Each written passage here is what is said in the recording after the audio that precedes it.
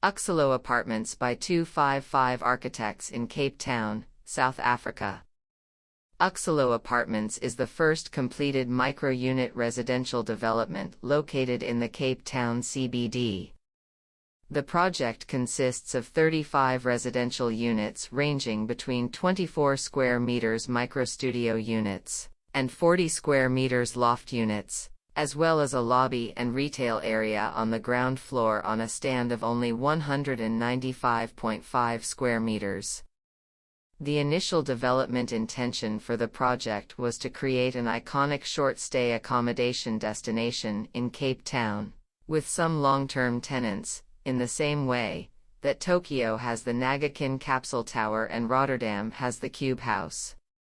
The COVID-19 pandemic has, however, resulted in a re-evaluation of this approach, focusing on longer-stay tenants.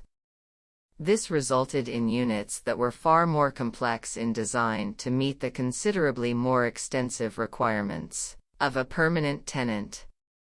The change in focus required some additional planning but resulted in a building that arguably better responds to a need in the South African housing market. For residents of South African cities, there are currently few curated and cost-effective alternatives to the South African norm of urban sprawl and long commutes. The project, located on Vredenburg Lane, an alley joining Long Street and within walking distance of Kloof and Loop Streets, is within easy reach of offices, eateries, transport routes, and amenities. The relatively small size of the units ensures that they are affordable to a large section of the market.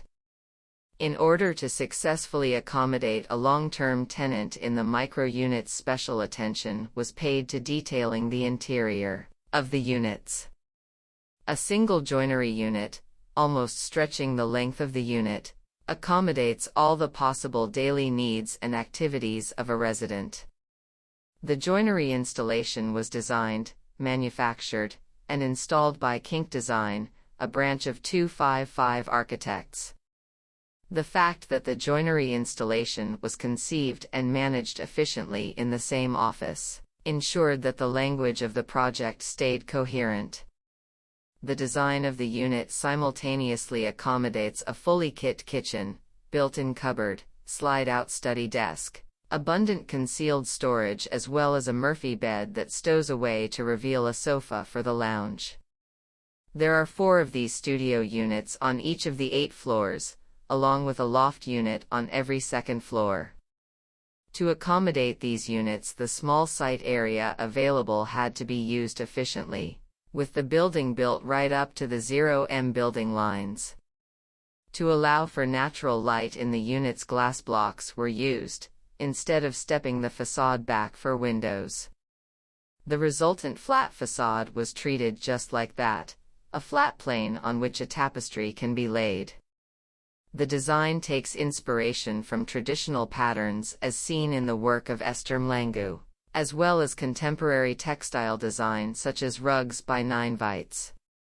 The glass bricks on the facade were combined with different face bricks by Corabrick to create a tapestry that is low in maintenance and should age well.